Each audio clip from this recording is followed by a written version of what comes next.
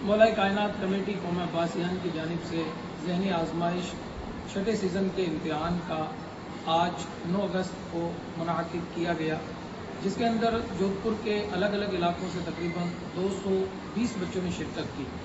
इस प्रोग्राम का अहम मकसद ये होता है कि बच्चों को अल्लाह तबारक व तआला के बारे में, नबी पाक सल्लल्लाहु अलैहि वसल्लम के बारे में और सहाबा किराम की ज़िंदगी से रोशनास कराया जाए और रोज़मर्रा की ज़िंदगी में पेश आने वाले मसाइल का हल बताया जाए।